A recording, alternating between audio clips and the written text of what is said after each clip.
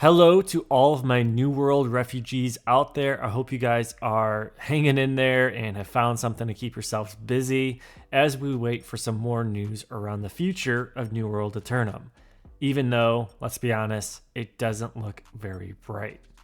However, we do have some new things to actually talk about, and that's the fact that David McKenzie, the former lead world designer of New World Aeternum, actually had an open Q&A on the official New World Aeternum Reddit channel. The full link to this interview is in the description of the video, but I wanted to have the conversation and highlight some of the main points and some of the most interesting questions that he actually called out during this interview. So let's go ahead and jump into it. First things first though, friendly reminder, please consider liking and subscribing this video if you followed along my New World journey or just enjoy my content in general. It really does help me out and helps me kind of get better prepared for the future of MMOs, including Chrono Odyssey and maybe even the Riot MMO, but more info on that soon. So let's go ahead and jump into things.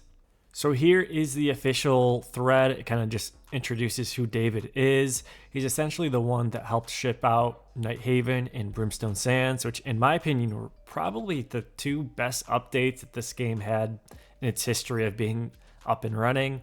But again, it's a reliable source and it's some interesting information that some of us just didn't really know about. And it also kind of teases a little bit more about the future of New World and his thoughts on the possibility of New World somehow being purchased and staying up and running. So let's just jump into things.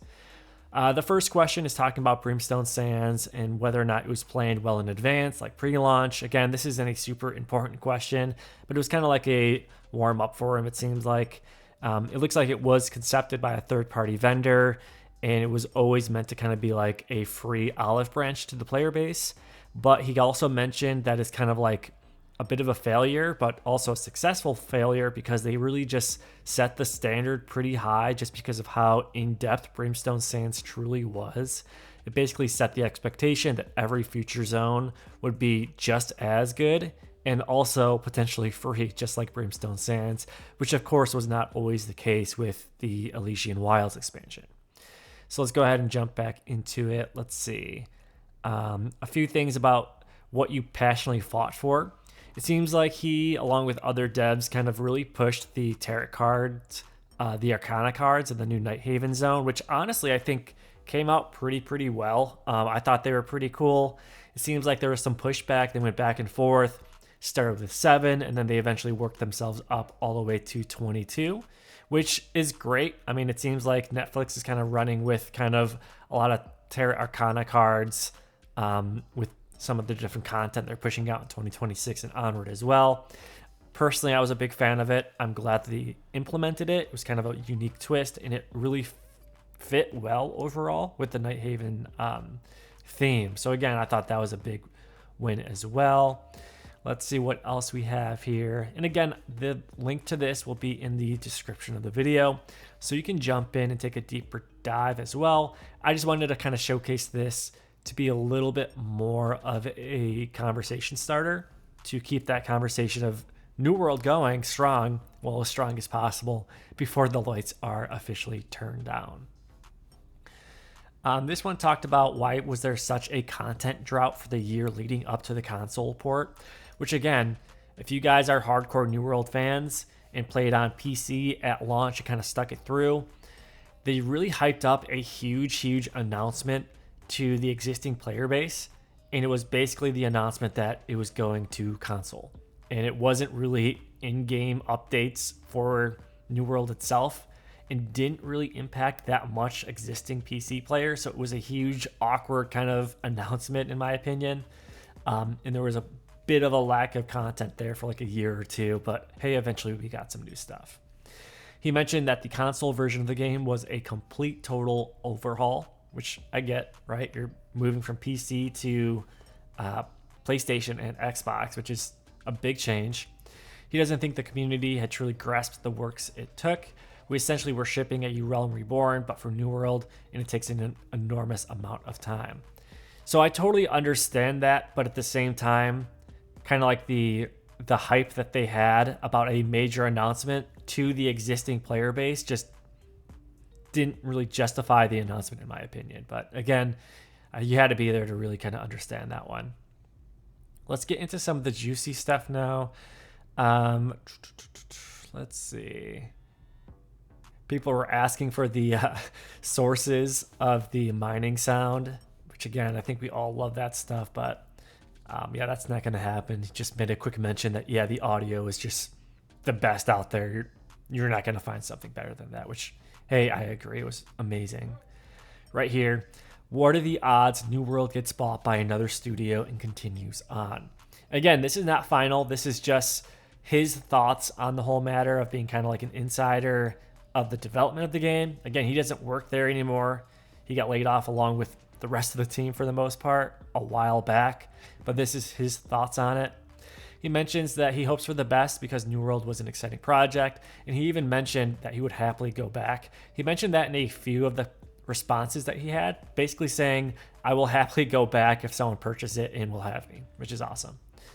He does mention, though, that selling New World will basically require clawing back a ton of the developers who worked on it just to make sure they can maintain it and kind of build from what they initially built, which, again, is a long shot. He thinks that ship has sailed. He does have his doubts as to New World getting purchased by any other developer, just because the whole engine requires a very specific set of hands to operate and build upon, which is kind of partly why they need some of those pre-existing team members. It seems like the developers of this game were also major fans just based on all the posts we've been seeing over the last few months. So I wouldn't be surprised if a lot of people actually would voluntarily go back if they really wanted to. But again, trying to capture all of that talent base while they've already moved on is just going to be impossible. So again, it looks pretty blim. I don't think it's going to happen. This guy doesn't think it's going to happen, but miracles could happen, right? So I guess we don't lose full hope until it's official, right? Let's see what else. There were some mentions about what things he was actually excited about coming into the game. Let me see if I can find that. Lots of comparisons between Scott and Katie. Basically, he said both of them were great. Both of them had specific jobs, and they did those jobs, and they were open to feedback and actually took action on some of that feedback, which is great. This one right here, what was one piece of content you were looking forward to working on but didn't happen? And it was sailing. So we knew sailing was coming to the game. He was super hyped for it. It seems like a lot of the developers were excited for it. However, it just never came to the game, but it would have opened up so many just new end game pieces of content, and it would have been pretty interesting.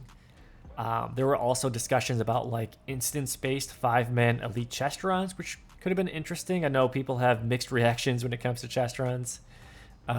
Let's see. What else? There was a mention that a majority of their team ended up going over to the new Lord of the Rings MMO, which again, that's a whole separate conversation. But a lot of the vendor contracts they had were kind of pushed to the side as well. Basically talking about how Nighthaven was a little bit rushed and not complete in certain areas of the new zone. But again, I think they did a decent job at it, and tons of the population came back, it seemed like, when it actually did get launched. What are the top 3 ideas that devs wanted to implement but kept getting pushed? Public wars, which again, we talked about those for quite some time. That was on the roadmap and pretty exciting. And then farming and sailing, which again, lots of things you can do with both of those. More excited about sailing, but farming would have been pretty cool as well. Another question about the likelihood that Amazon would sell the IP, assuming that the Face Punch acquisition goes through, would you go back? He said the likelihood is that some all-powerful AI figures out the New World engine and publish it on its own, but yet it will never happen. But again, I think that he would totally go back. He says right there he would absolutely go back if this Face Punch acquisition goes through. But again, I think it's a long shot. Here it is again. He would happily go back. Yes, yes, yes. And again, I'm just going to go ahead and share the link to this in the description of the video. And again, this game is just such a beautiful masterpiece, in my opinion. I truly had high hopes for this game.